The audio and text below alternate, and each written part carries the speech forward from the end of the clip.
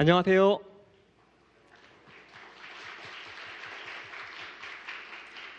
예, 카오스재단 2016년도 상반기 뇌 강연 시리즈 제2강에 오신 여러분 환영합니다.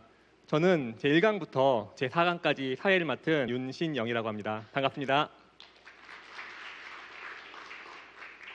두 번째 강의를 강연해 주실 강연자를 소개하도록 하겠습니다.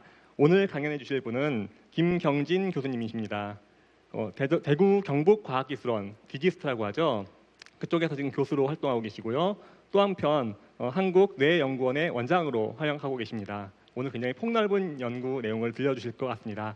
큰 박수와 함께 오늘 강연자를 모시도록 하겠습니다. 발생생물학, 분자생물학, 진화론, 신경과학을 넘나들면서 과연 인간은 다른 영장류와 어떻게 다른가에 대해서 토론하고자 합니다.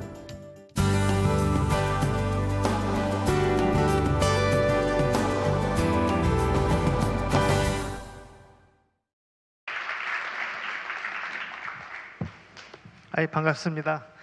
인간의 뇌는 무엇이 특별한가, 무엇이 독특한가 라는 그 질문을 오늘 토론하고자 하는데요. 인간의 뇌를 무엇과 비교해야 되는가라는 것은 중요한 문제인 것 같아요.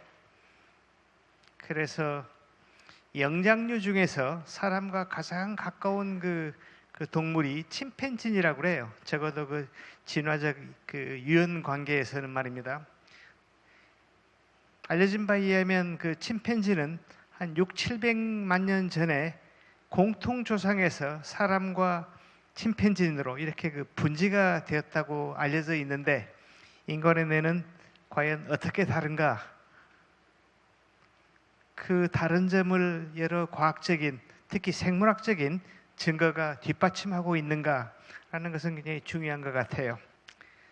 자, 생명의 코드, 지구상에 존재하는 수많은 생명체를 관통하는 보편적이고 통일적인 원리는 무엇인가? 굉장히 어려운 질문 같지만 이것은 1950년대 해결됐습니다. 왓슨과 크릭의 이중 나선이 인류 지성사에서 가장 중요한 발견을 해낸 게죠.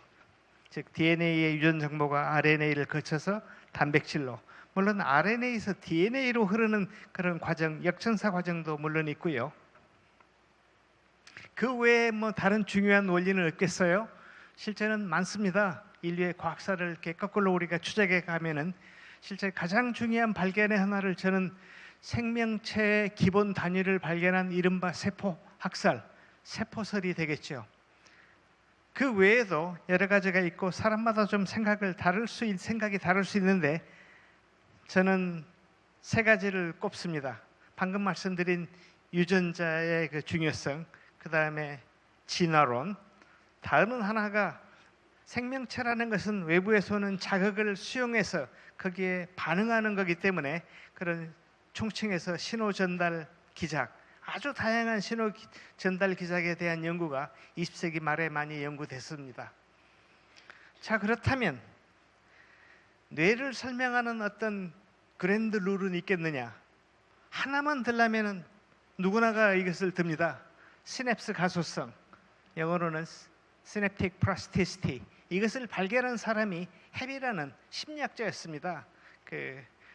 캐나다의 맥길 대학 교수였는데요. 이 사람의 이름을 따서 해비한 시냅스라고 부르는데, 잠깐 그것을 설명해 드리면 20세기에 한때 fire together, wire together란 말이 굉장히 유행을 탔습니다. 신경세포가 fire, 발화라는 말을 쓴대요. 그러니까 fire, 발화될 때 wire together, 연접이 생기더라, 이런 얘기입니다. 신경세포의 동시적인 활성이 신경망의 기능은 말할 것도 없고 구조적인 시냅스가 형성되는 것에 변화를 추구할 수 있다는 거죠. 따라서 우리는 학습과 기억의 그런 현상도, 기억이란 어떤 특정 시냅스의 스트렝스가 베끼는 거라고 설명하는 것이 다 여기서부터 유래된 그런 아이디어겠고요. 제 머릿속에는 굉장히 간단한 프레임밖에 없습니다. 의식에 의해서 이벤츄얼리 자극에 대해서 우리가 행동으로 답하는 거죠. 그 옆에 그 잠재의식이라고 잠깐 표시되어 있는데요. 실제 뭐 아까 소개에서 저를 뭐 뇌과학자라고 얘기했는데 이렇게 단순한 그런 그 프레임만을 저도 가지고 댕깁니다. 하나 이 간단한 그림에서 저희들은 굉장히 많은 질문들을 던질 수가 있는데요. 그러니까 일종의 그 뭐라고 할까요? 사고 실험도 할 수 있는 거죠. 자, 자극을 주게 되면은 그것이 행동으로 답한다고 얘기하는데 자극이 없을 때도 행동을 하지 않을까? 그 여전히 중요한 질문이고 사실이죠. 우리가 배가 고프다고 그럴 때는 밖에서는 자극을 없지만 내적인 자극에 의해서 뇌가 어떤 의식적인 행동을 하게 되는 거죠. 또 만약에 저 행동이라는 것이 꼭 화살표가 의식에서 나가는데 모든 행동은 의식이 제어하는 건가 하는 질문도 중요하겠죠. 그건 사실이 아닌 것 같아요. 우리가 말하는 subconsciousness, 잠재의식이라는 것은 마치 그 빙산처럼 밖에는 조금 나와 있고 나머지는 대부분 물속에 들어가 있는 건데 지식의 창고라고도 얘기하잖아요. 따라서 많은 행동은 잠재의식이 제어한다고 또 얘기되고 있어요.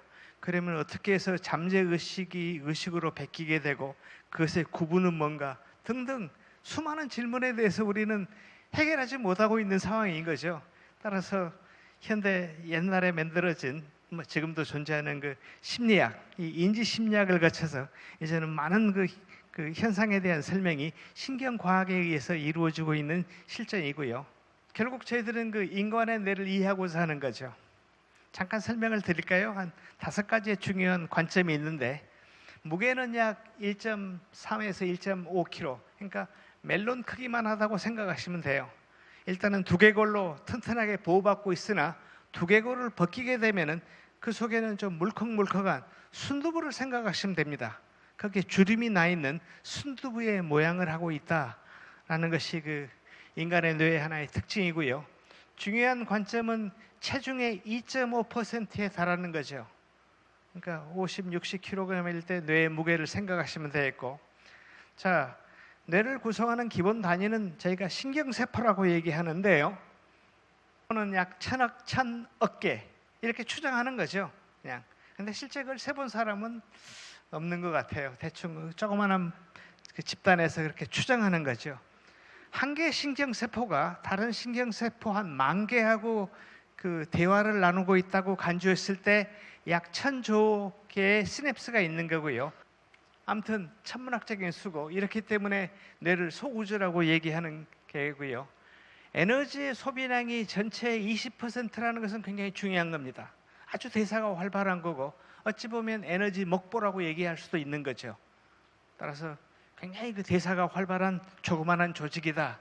혈류량도 한 번에 심장 박동이 약 5리터 정도를 분당 내기 때문에 상당 부분이 뇌로 가는 거죠.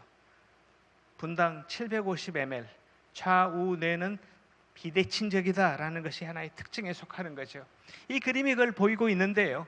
좌뇌는 좀 많은 경우에 논리적인 그런 것을 처리합니다. 뭐 언어, 그 생각도 아주 논리적인 거, 계산적이랄까, 분석적이라고 얘기할까, 이런 거. 반면에 우뇌는 여기에 나와 있는 패션, 프리덤, 있다시피 창의력, 상당히 감정과 감성과 관련된 그런 많은 기능들을 여기서 소화하고 있어요.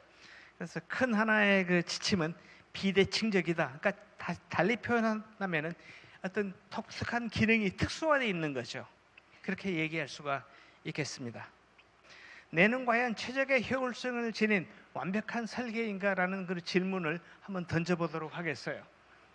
언론에서는 뇌는 가장 큰 슈퍼컴퓨터보다 강력하고 놀라울 정도로 효율성을 지닌 약 그런 1.4kg의 조직이라는 등 아름답게 설계된 최적의 장치이고 완벽한 디자인이다. 마음의 발원지이며 생물학적인 최적의 설계라는 좋은 말은 다 갖다가 뇌에다 붙이고 있어요. 이 말이 과연 사실인가?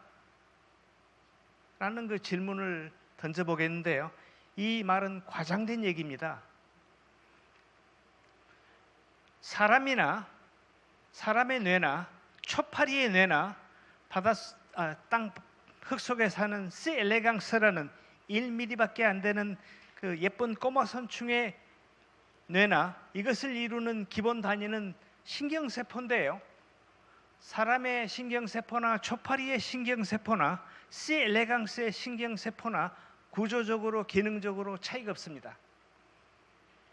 이것은 굉장히 중요한 메시지인 거죠. 다 보편적인 통일성을 가지고 있다는 거죠. 자, 아까 발화라는 말씀을 드렸는데 신경세포의 스파이크 발화의 숫자를 보면은 대충 잡아서 초당 400번의 정기적인 활성이 나타나는데요. 이것을 그 인공지능, 그러니까 슈퍼컴퓨터의 CPU, 중앙 처리 장치와 비교해 보면 상대도 안 됩니다. 이 CPU는 초당 100억의 그런 신호 전달을 하고 있는 거죠. 따라서 이런 뭐 계산 능력이 사람의 뇌가 인공지능보다 떨어진다는 것은 너무나도 당연한 그런 게 되겠고요. 엑선을 타고 어떤 신경 정보가 전달되는 속도도 100마일/아워, 시간당 160km 정도니까 고속도로에서 약간 과속하는 정도인 거죠. 실제는 생명체의 신경 전달 속도가 빠르다고 하지만은 실제 뭐 대충 우리가 경험하는 범주에 있는 거죠. 이런 점 등은 전부 어떤 생물의 종이든 다 공통적인 현상인 거죠.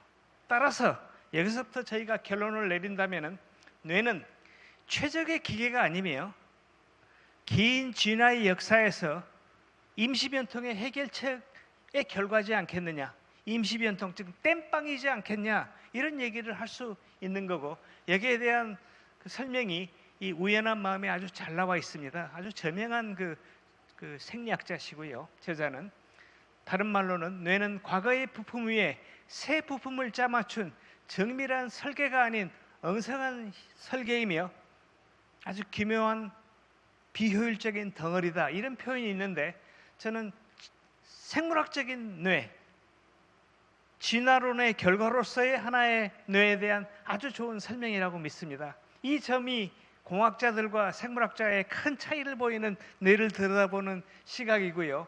저는 여러분이 언론에서 얘기하는 이런 얘기보다는 이 얘기가 더 그 진실에 가깝다는 점을 좀 생각해 줬으면 좋겠어요. 뭐 이것이 제가 준비했던 그 뇌와 신경세포와 어떤 생명에 대한 기본적인 거고요. 이 바탕 위에서 저들은 그 발생학적인 증거를 좀 살펴보도록 하겠어요. 사람은 약 한 10개월간 임신 기간을 갖고 있죠. 그래서 이제 이 그림이 대충 그 40주의 뇌의 모양을 갖고 있고, 이건 10주. 시간이 감에 따라서 모양도 커지고 점점 경계가 분명해지죠. 단 이것은 상대적인 비율로 그려낸 그 인간 뇌의 발생을 나타내고 있고요. 자, 발생이라는 것은 생명의 탄생은 여전히 아주 경이로운 현상이죠. 모르는 게 너무나 많습니다. 성체의 몸무게 대비 뇌의 무게를 한번 나타내 봤어요. X축에, Y축에. 침팬진, 오랑우탄, 고리라는 성체가 됐을 때 대충 비슷합니다. 몸무게 대비 약 400g 정도인데, 사람은 몸무게 대비 아주 이런 그 침팬진에 비해서 3배 이상 뇌의 무게가 크다고 생각되는 거죠. 이것도 발생학적인 다른 영장류와 비교된 특징 중에 하나이고요. 자, 글로써 그 인간 뇌의 발생학적인 특징을 잠깐 표시한다면 출생 후에도 뇌가 끝없이 성장하고 있다. 즉 출생 후 태아가 자궁 밖에서 이렇게 그 성장하는 것은 어떤 의미에서는 그 진화와의 타협인 거죠. 엄마의 산도를 빠져나와야 되는데 그때 머리가 크면 임신모가 너무나 힘들어하지 않겠어요? 그렇기 때문에 태어난 다음에 머리가 크게 됐다는 거, 한 2~3가지도 활발하고 경이로운 숫자 2가지를 소개합니다. 신경세포의 성장 속도는 분당 25,000개씩입니다. 아주 정교하게 1분마다 25,000개가 만들어지는 거죠. 따라서 대뇌 신경세포의 수는 엄청나게 많게 되는 거죠. 각 누론과 누론 간의 시냅스가 형성되는 걸 계산해 본 적이 있는데요. 초당 스퀘어 미터에서 약 3만 개의 시냅스가 만들어진다는 그런 그 숫자가 교과서에 나와 있습니다. 여전히 그 놀라운 아주 천문학적인 그런 그 증가 속도인 게죠. 제가 살펴본 발생의 증거는 이런 정도밖에 안 되더라고요. 상당히 많은 자료를 살펴봤는데 약간 얘기의 관점은 발생의 프로그램은 누가 좌우하느냐? 유전자가 좌우하게 됩니다.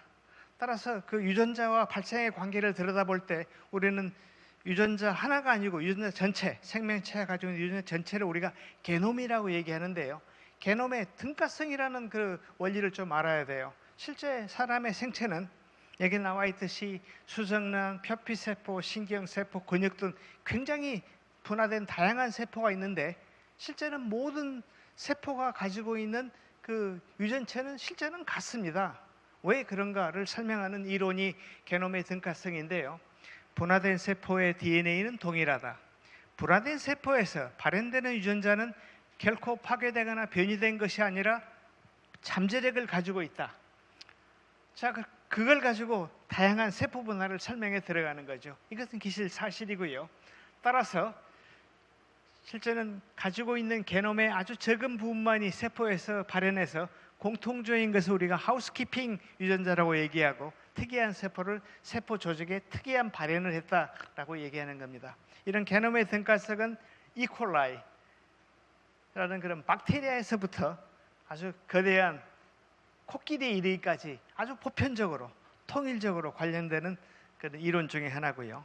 자, 여기까지 해서 발생과 유전자 얘기를 끝내고요. 청소년의 뇌 발달에 대한 어떤 대로 좀 우리의 그 줌을 좀 옮겨가도록 하죠. 기존의 가설은 뉴런의 성장은 태아 발생 초기 신생아에 증가하다가 세포 증식이 2살쯤 되면 이제 멈추다는 얘기를 해왔는데요. 이것은 사실이 아닙니다. 최근의 연구에 의하면 특히나 내 영상 자료에 의하면은 청소년의 뇌는 지속적으로 발생 과정이 있으며 사춘기의 뉴런의 가지치기든 신경망에 성숙되는 과정을 동반하더라. 거기에 대한 실험 증거를 좀 살펴보면요. 미엘리네이션, 수초화가 되는 것을 백질의 파동이라고 얘기를 하는데요. 그 이유는 여기서 그 색깔이 청색을 띠는 것이 강한 겁니다. 이게 그 밀도가 높은 건데요. 나이가 들면서 궁극적으로 이 전전두엽에서 이게 이제 이 파동이 종료되는데요. 여기에 적어진 걸 따라가 보죠. 수초화는 신경 전달의 속도에 영향을 미치고 이것이 결국은 대뇌에서는 백질에 해당되는데 이 밀도가 사춘기까지 끝없이 증가하다가 좀 머물렀다가 막판에 증가하는 아까 보신 그런 그 데이터 같고 따라서 인간 언어의 공간 지각 능력을 포함한 고위 능력의 어떤 그 변화무쌍하더라 뭐 이런 얘기가 되어 있고요. 회백질도 이 어떤 파동적인 변화가 따른다는 그 얘기인데요. 사춘기에서 회백질의 밀도가 증가돼서 절정에 이르고 이 신경세포의 가지치기, 즉 백질은 세포체가 있는 부분이 아니니까 거기에 있는 여러 가지 그 수상 돌기가 가지치기가 일어난다는 말은 필요 없는 부분을 이제 솎아내는 거죠. 우리가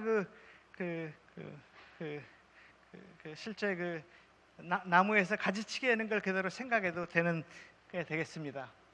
따라서 막판에는 전전두엽이 이제 이 회백질의 밀도가 증가한다, 가지치기가 증가되면서 종료되는데요. 그 사이에 아주 변화무쌍한 그런 과정을 거치더라.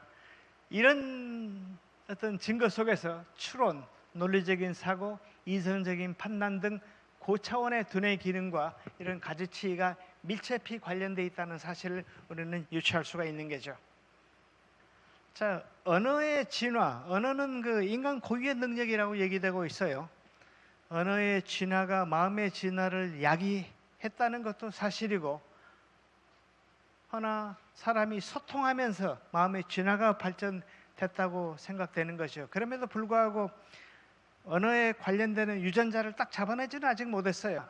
그래서 영장류에서 사람과 침팬지를 비교해 보니까요, 사람에서는 2개의 아미노산의 변이가 관찰됐어요. 따라서 침팬지과 사람으로 이렇게 진화되면서 이 언어에 관련된 이 유전자가 중요한 역할을 했다고 생각은 하고 있지만은 그분 이것을 언어 유전자라고 얘기하기에는 여전히 지나친 거죠, 아직은요. 그래서 아마도 중요한 역할을 하고 있다고 생각되고요. 그 마우스에서 낚아온 마우스들을 만들어서 많은 그 기능 분석을 하고 있습니다. 이런 일련의 연구와 더불어서 우리는 또한 그 뇌 영상으로 들여다보는데요. 이것은 사람을 가지고 한 겁니다. 눈을 그러니까 여러 가지 상황을 부여한 거죠. 글자를 그냥 눈으로 보는 거죠.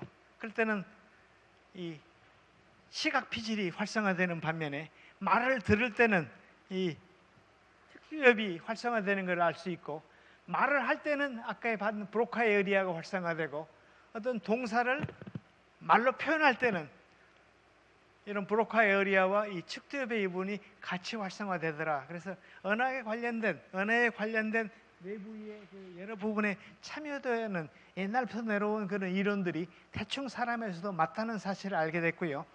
이런 연구를 하게 된 어떤 방법론의 변화는 정말 결정적이었습니다. 이건 다 물리학자들의 전자기학을 사용한 이런 MRI, PET, CT 뭐 이런 일련의 아주 첨단 장비에 의존해서 생물학, 의학이 발전하게 된 게죠. 뇌과학은 앞서 말씀드렸다시피 뇌를 연구함으로써 궁극적으로 마음을 이해하고자 해요. 나는 누구인가 했을 때 그 질문은 나는 내 마음이다라고 바꿀 수가 있겠죠. 예. 마음은 결국 뇌에 있는 복잡하지만 아직 미지의 세계이지만 뇌의 그 복잡한 그 커넥텀이라고 그 질문을 저는 바꿀 수 있다고 생각됩니다. 그래서 나는 누구인가에 대해서 그 질문은 나는 내 마음이다. 결국 뇌를 알면 미래가 보인다는 것이 제 마지막 스테이트먼트가 되겠고요. 뇌 연구는 인간 친화적이고 투자 대비 두뇌 기술 집약적이고 고부 가치라고 저는 믿습니다. 경청해 주셔서 감사합니다. 마치겠습니다.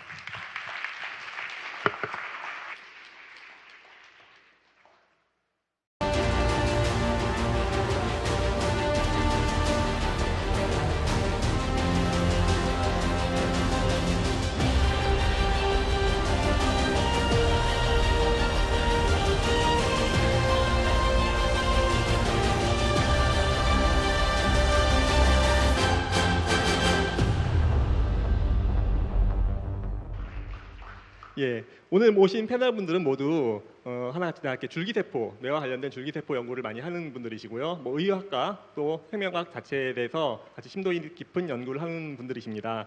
오늘 강연에서 또 지난 강연에서 질문도 많이 나왔었는데 또 그런 줄기세포에 관련된 측면도 많이 질문을 해주시면 좋을 것 같아요. 자, 그러면은 본격적으로 저희 패널 토의를 시작하도록 하겠습니다. 제가 세 가지 주제를 준비했습니다. 그중에 첫 번째 주제입니다. 오늘의 주제죠. 인간의 뇌를 지금 다뤘는데요. 좀 더 명확하게 한번 여쭤보고 싶어요. 우리 뇌와 동물의 뇌, 뭐 나아가서 이제 더 이상 SF 속의 이야기가 아니게 됐는데 기계뇌 또는 인공뇌와의 어떤 차이가 있다면은 무엇일까? 그걸 좀 여쭤보고 싶습니다. 단적으로 말씀드리기 어려운 질문일 수도 있는데요. 뭐 예를 들어서 하드웨어를 먼저 좀 여쭤볼까요? 어떻게 뇌가 하드웨어 측면에서 어떤 점이 좀 특별하다고 할 수 있을까요? 글쎄요, 사실 오늘 김경인 교수님 강의에서도 많이 나온 얘기인데요. 사실은 인간의 뇌를 구성하고 있는 기본적인 컴포넌트는 단백질로 구성되어 있는 세포고, 세포는 인간으로 보면 다를 게 하나도 없죠. 그렇기 때문에 사실은 많은 연구를 인간과는 매우 다른 동물을 가지고 연구할 수도 있는 것이고요. 이런 면에서 보면 그 내용물을 놓고 보면 굉장히 다를 바가 없다. 그러나 사람의 뇌가 우리가 모두 느끼듯이 사람의 뇌는 또 동물의 뇌와는 굉장히 다른 특성들을 가지고 있잖아요. 이것은 결국 설명할 수 있는 어찌 보면 가장 쉬운 방법은 그 구성하고 있는 뉴런의 개수가 많아지고 이것의 연결 상태가 굉장히 많아지다 보니까 이것이 우리가 생각지도 않았던 어찌 보면 마음과 같은 굉장히 진화적인 어떤 블레싱을 받은 게 아닌가 이렇게 생각해 볼 수 있습니다. 그래서 기계 AI 역시도 어찌 보면 비슷한 개념을 가지고 있죠. 굉장히 집적되어 있는 회로 안에다가 넣다 보니까 개수가 많아지다 보니까 굉장히 독특한 어떤 기능들을 갖고 특성을 갖게 된 것 이렇게 볼 수 있을 것 같고요. 저는 어떤 면에서는 뇌를 예전에 제가 배울 때는 컴퓨터처럼 배웠어요. 이게 입력기가 있고 CPU가 있고 이 CPU가 뇌다 뭐 이런 식으로 비교해서 배웠는데 요즘에 생각해 보면 뇌는 CPU라기보다는 우리가 믿고 있기는 커넥션이 중요하다고 믿듯이 오히려 인터넷망 같은 것이 아닌가. 이렇게 연결되어 있기 때문에 이것이 많아지다 보니까 개인으로서는 할 수 없는 또는 하나의 뉴런으로서는 할 수 없는 이런 새로운 애드온 되는 기능들이 만들어졌고 이것이 굉장히 새로운 퀄리티를 어떤 능력을 만들었다라고 본다면 하드웨어적으로 얼마나 같으냐 다르냐라는 문제라기보다는 하드웨어의 모임에 의해서 만들어진 굉장히 새로운 퀄리티다라고 말할 수 있을 것 같아요. 그럼에도 불구하고 이 전두엽이 일종의 CEO라고 얘기하잖아요. 사회에서 어떤 결정, 판단을 내리는 그런 아이디어를 완전히 부정할 수는 없는 것 같아요. 왜냐하면 전두엽, 후두엽, 뭐 두정엽 특정 부분의 어떤 기능이 특화되어 있잖아요. 지도화되어 있기 때문에 그런 것을 어우르려면은 결국에는 아주 자세한 그런 커넥텀을 알아야 되겠다라는 그런 그 논리적인 규결에 접근하는 것 같습니다. 뭐 이 얘기를 더 그냥 똑같은 얘기인데요. 달리 표현한다면. 예, 굉장히 흥미로운 말씀을 두 분께서 해주셨는데 저희가 이제 최근에 뭐 뇌 관련해서 취재를 하거나 그럴 때도 항상 듣는 말이에요. 과거하고는 굉장히 많이 달라졌다는 게 관계에 대해서 네트워크에 대해서 굉장히 이제 강조를 하게 됐더라고요. 그래서 어떻게 보면 패러다임 자체가 많이 변하고 있는 것이 아닌가 싶고 바로 그렇기 때문에 아까 마지막에 커넥통 소개를 해주셨는데 그 어떤 관계망을 파악하는 것에 굉장히 집중을 하고 있는 게 아닌가 싶습니다. 김진환 교수님께서는 어떻게 한 말씀? 예, 저는 그 커넥텀에 대한 그 흥분은 상당히 그 이해가 가는 부분이 있습니다. 그런데 약간 조금 좀 걱정스러운 것은 이 커넥텀을 자세히 들여다 봤을 때 그럴 때 과연 동물의 커넥텀보다 훨씬 복잡하더라. 상상을 초월하는 복잡성이 그 안에 있더라. 말고 과연 무엇을 우리가 배울 수 있을 것인가. 에 대해서 약간 좀 우려스러운 부분이 있습니다. 그러면 그 복잡성 자체를 봤을 때 우리가 인간 고유의 기능을 거기서부터 어떻게 그것이 만들어지는가, 언어 능력은 어떻게 만들어지고 그 자각은 어떻게 일어나는가를 그 복잡한 구조 속에서 볼 수 있을 것인가, 그것에 대해서는 저는 조금은 좀 회의적인 시각을 가지고 있습니다.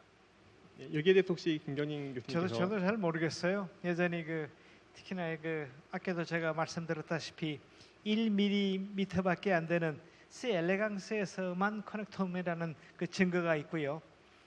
특히나 뭐 사람에서는 뭐 거의 모르는 거죠. 커넥텀의 증거는 많이 있으나 제가 말씀드린 건 전자현미경적인 그 뉴런 이하 수준에서의 얘기인데요. 아까 뇌의 진화에서 보다시피 영장류로 오면서 심피질이 급격히 발달하지 않았겠어요? 뇌 세포도 많아지고 동시에 신경망이 그냥 기하급속으로 증가했죠. 거기에 어떤 고위 뇌 기능을 설명하는 그 무엇이 거기에 있을 법한데 여전히 누런 숫자도 아닌 것 같고 우리 김재상 교수님 말씀대로 아마도 네트워크 상에 어딘가 있을 텐데 그것을 현재 수준에서 짐작하기에는 좀 무리가 있는 것 같아요. 몇몇 가지 힌트가 주어지고 있는데요. 우리가 항상 어떤 시스템을 제어하는 허브가 있고 노드가 있지 않습니까? 근데 신경세포 중에도 먼 엑손이 긴 신경세포가 있고 짧은 것이 있고 그것을 지금 이제 막 되뇌 피질에서 해독하고 있는데요. 그런 것을 연구하다 보면은 아마 새로운 이론이 나올 그럴 개연성은 있다고 생각되네요. 예, 지금 어떻게 본다면 굉장히 단순한 질문이었을 수 있어요. 우리가 인간의 뇌, 우리가 모두가 지금 머리에 이렇게 하나씩 지니고 있는 데인데 이것이 다른 생명과 어떻게 다른가라는 아주 단순한 질문이었는데 이것만 가지고도 지금 이렇게 모신 세 분의 의견이 조금씩 미묘하게 조금씩 다른 면이 있죠. 그러니까 큰 틀은 같지만 어느 면을 주목하느냐에 따라서 다르게 또 해석할 수 있는 부분이 굉장히 많은 것 같아요.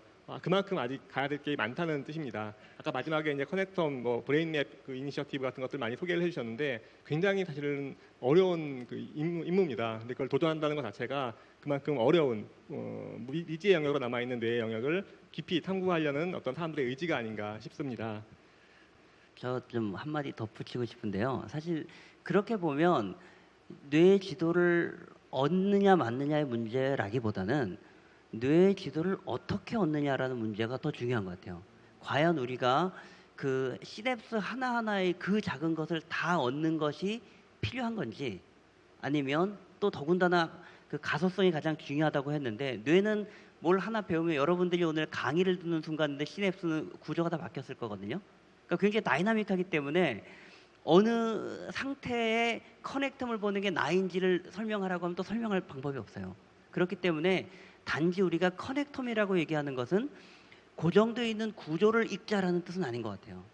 그렇기 때문에 어찌 보면 굉장히 다이나믹 역동적으로 바뀌는 뇌의 연결 상태에 대한 우리 이해를 높이는 것을 종합적으로 커넥텀이라고 볼 수 있고요. 이것을 읽는 어찌 보면 지금 없는 기술을 개발하고 그것을 통해서 매우 뇌의 지도를 잘 읽는 것, 브레인을 잘 읽는 것이 어찌 보면 미래에 정말 필요한 일이라고 생각합니다.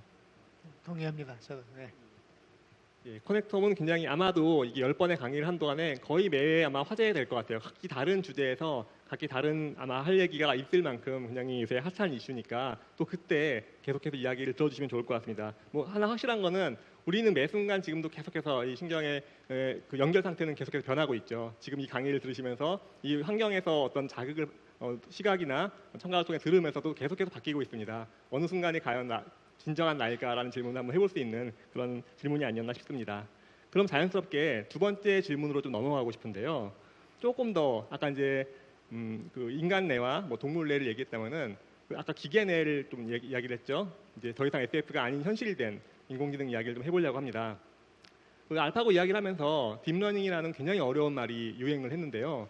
이게 이제 신경망, 뭐 인간의 어떤 신경세포의 연결망을 모사했다 이런 말이 이제 나오면서 굉장히 관심이 좀 더 커졌어요. 뇌 강연이니까 이 얘기를 안 해볼 수가 없을 것 같아요. 자, 우리 커넥톰 방금 말씀하신 어떤 뇌세포 사이의 그 연결관계 그거하고 그 AI에서 얘기하는 딥러닝 사이에 정말 관계가 있을까요? 예, 뭐 그 저희가 공학자는 아니어서 그 딥러닝의 그 기계적인 부분에 대해서는 그렇게 잘 이해를 하고 있지는 않습니다. 근데 역사를 보면은 딥러닝이라는 것도 결국은 그 신경 네트워크를 모사해서 그 배워나가는 기계를 만들어보자 하는 취지에서 시작했던 그런 그 목표가 되겠습니다. 저희 입장에서 보면은 딥러닝이라는 건 무수하게 많은 그 데이터와 그리고 무수하게 많은 데이터를 대상으로 시행착오를 거듭하면서 점점 올바른 답을 맞출 확률을 높여가는 그런 과정인 것 같습니다. 근데 그거는 솔직히 말씀드리자면 인간의 뇌와는 그 상당히 다른 그런 그 과정을 가진 거죠.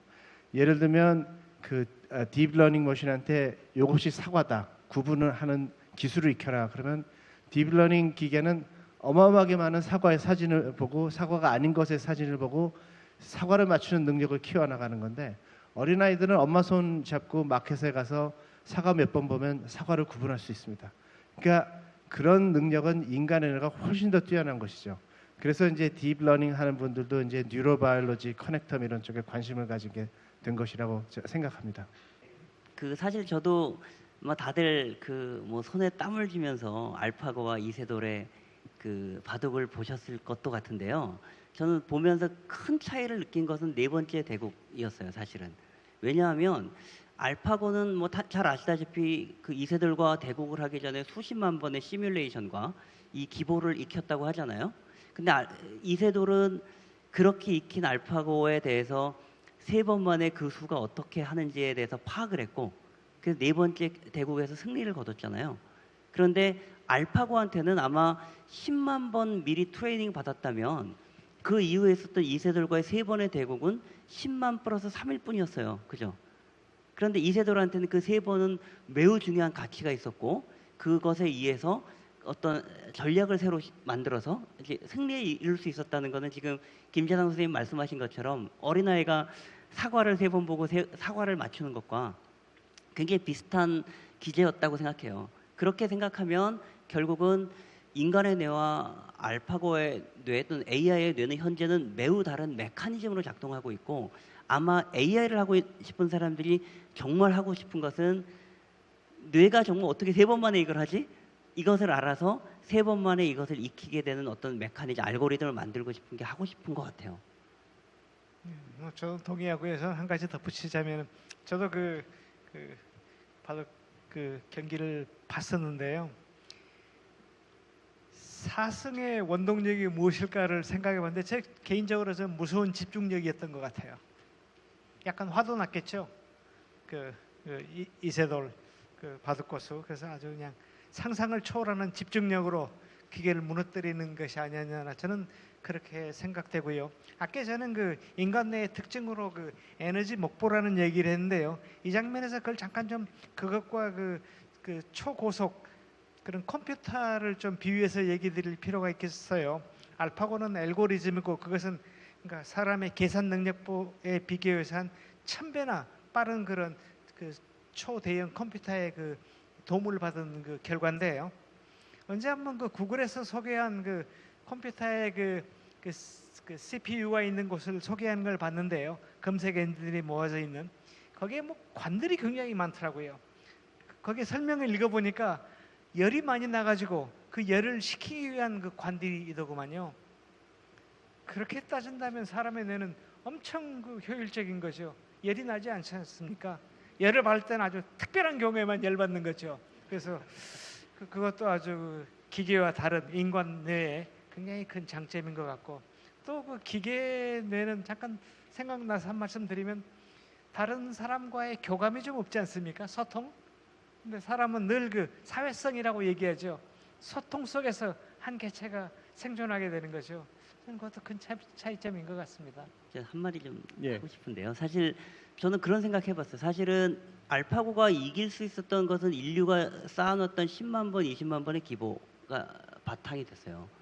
그러면 지금 우리가 뇌지도 커넥터물 해서 그걸 다 읽는다는 게 무슨 뜻이냐면, 어떻게 생각해보면 알파고 같은 컴퓨터에 집어넣을 수 있는 로우 머티리얼을 만들고 있는 거죠. 이제 그렇게 생각하면 결국은 그 딥마인드라는 알고리즘을 만든 회사하고 구글이라는 회사 중에, 구글이 그 인포메이션 데이터셋을 가지고 있었기 때문에 거기서 주도해서 할 수 있었잖아요. 그러니까 그게 왜 전 세계적으로 왜 지금 브레인 매핑, 뇌지도를 만들려고 하고 그 데이터셋을 갖고자 하는데, 잘 생각해보면 굉장히 무서운 내용도 들어있다고 생각을 하거든요. 그런 면에서 보면 반드시 해야 되는 것이고, 또 우리도 거기에 대해서 어떻게 해야 되는지 생각해 보는 거 되게 중요한 문제라고 생각합니다. 그 선임 교수님 말씀도 굉장히 흥미로웠는데요. 나중에 정말로 우리가 뭐 AI나 인공뇌 기술하고 우리 커넥텀에서 얻어진 정보하고 결합될 경우 사실 어떤 여파가 올지 알 수 없다는 생각도 듭니다. 자연스럽게 세 번째 준비한 주제로 넘어갈 수 있을 것 같은데요. 바로 이러한 새로운 시대의 윤리학입니다. 우리가 뇌에 대해서 많은 정보를 얻게 되고 심지어 인공적인 어떤 뇌를 만들 수 있는 시대가 온다면은 많은 것들이 바뀌어야 될 것 같아요. 거기에 대처하는 우리 어떤 윤리적인 자세라고 할까요? 뭐 그런 것들이 좀 필요할 것 같은데요. 한번 혹시 김재상 교수님께서 말씀을 좀 시작해 주시겠어요? 예, 그 전통적으로 그 뉴로 그 신경 윤리학 뭐 이런 거는 뭐 김경지 선생님이 저 아까 그 시작하기 전에 말씀하셨듯이 꽤 오래된 그런 그 이슈들이 많습니다. 예를 들면 기계와 뇌파를 읽는 기계와 프라이버시, 그리고 뭐 그 뇌가 손상됐을 때 그 사람이 잘못을 한 것이냐 아니면 어쩔 수 없는 것이냐 뭐 이런 그런 윤리적인 문제가 있었는데, 말씀하신 대로 이제 유전체라는 것이 다 읽혀지고 커넥텀이 그 보여지고, 그리고 artificial intelligence 같은 것이 이제 그 인간의 뇌와 그 공동 작업을 하게 되면 거기에 새로운 많은 윤리적인 문제들이 생길 것 같습니다. 그리고 그 어떤 문제들이 생길지는 뭐 이제 단순한 문제들이 일부 생길 수 있겠습니다만, 사실은 상상을 초월하는 그런 지금으로서는 예측하기 힘든 많은 문제들도 생길 것이라고 그 예측이 되는데, 그 디스커션, 그거에 대한 그 담론은 그 바로 지금부터 시작하는 것이 그 좋을 것 같고, 뭐 아직 그 현실화도 되지 않은 문제를 가지고 그렇게 얘기할 필요가 있냐라는 생각보다는 지금부터라도 하나씩 그 사람들이 합의를 보고, 또 어떤 면에서는 국가 간의 합의를 보고, 그리고 그 의력의 그와 환자 사이의 합의를 보고, 이런 과정이 이제 시작돼야 된다라고 그 당연히 생각하고 있습니다. 저도 똑같은 생각인데요. 네, 담론은 시작돼야 될 것 같습니다.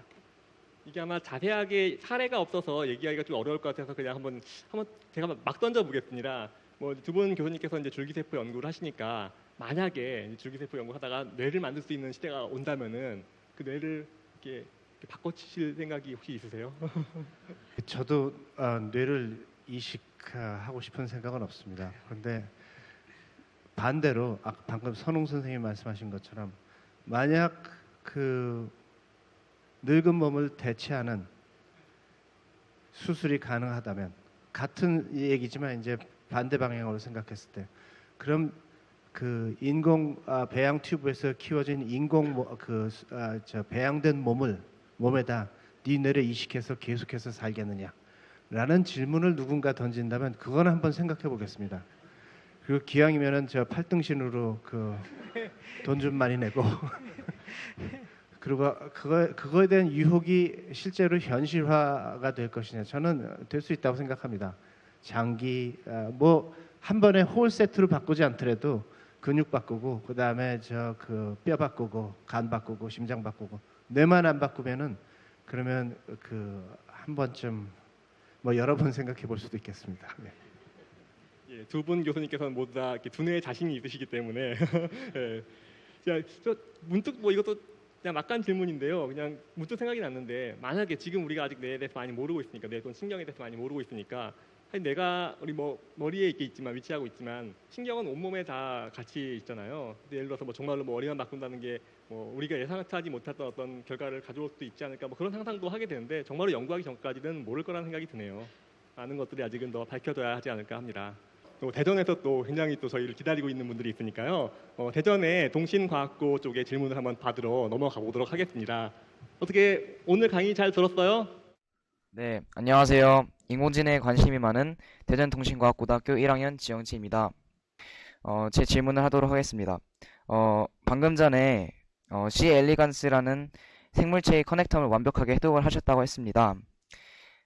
근데 컴퓨터의 이진수로 표현된 데이터와 같이 뇌 속 정보와 정보 교환을 완벽하게 가능한지 여쭤보고 싶습니다. 그리고 토론하실 때 김재상 박사님께서 이 정보 교환 같은 것을 완벽하게 이해하는 것이 조금 어렵다고 하셨는데, 신경세포의 신경망을 인간이 재조합시켜 보다 효율적인 생물학적 컴퓨팅 기술이 가능한지 여쭤보고 싶습니다. 네, 첫 번째 질문에 답하면요, 그 1mm밖에 안 되는 투명한 선충류인데요, 거기에 그 커넥텀을 이해하기 위해서 10년 걸렸답니다. 현재의 기술로서는 전자현미경 사진을 찍어야 되는데요, 그 마이크로미터 단계로 수많은 절편 속에서 그것을 실제는 그 하나하나의 세포의 소기관은 손으로 이렇게 색깔을 칠해서 구별하거든요. 아까 그 봤다시피 AI 베이스라는 게 아직 뭐 그쪽 부분은 더 연구가 돼야 되는데요. 그렇게 해서 10년 걸렸는데, 그러고 막상 지도를 만들어 놨지만 여전히 그것과 그 1mm밖에 안 되는 C 엘레강스의 여러 가지 그 행동학적인 연구와 그것을 연결 짓는 일은 여전히 미래의 몫이죠. 그래서 여전히 그 예쁜 꼬마 선충을 가지고 연구하는 신경과학자들이 참 많습니다. 그러니까 단지 아주 자세한 설계도만 덜렁이 있는 거죠. 각 부분이 어떤 기능을 하는지에 대해서는 모르는 게 너무나 그냥 무궁무진한 거죠. 예, 저한테 하신 질문도 같은 맥락에서 말씀을 드릴 수 있는데, 제가 드린 말씀은 일단 물리적 그 망을 눈으로 볼 수 있는 것만 가지고는 그 망이 어떻게 운영이 되고 있느냐는 알 수 없다는 뜻입니다.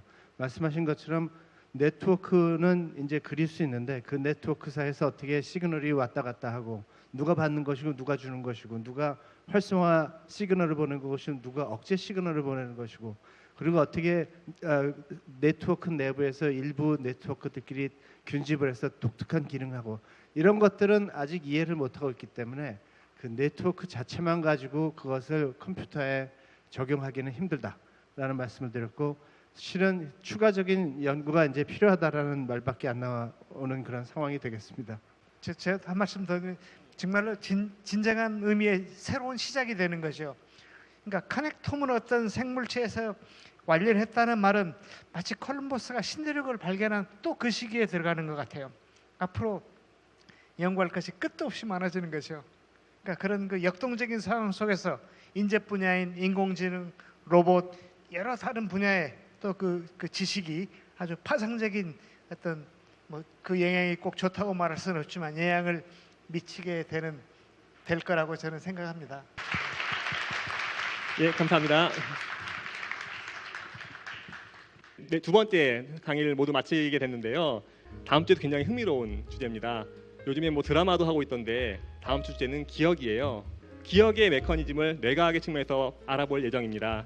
다음 주에는요, 한국뇌신경과학회 회장이기도 하신, 또 서울대 교수이기도 하신 강봉균 교수께서 강의를 해주실 예정이고요. 패널로는 고려대 최준식 교수님과 하고 서울대 김상정 교수님이 참여할 예정입니다. 다음 주에도 굉장히 흥미로운 그 내용이 의학적으로나 과학적으로 많이 펼쳐질 예정이기 때문에 많이 참석해 주시면 좋을 것 같습니다. 오늘 다시 한번 감사 인사드립니다.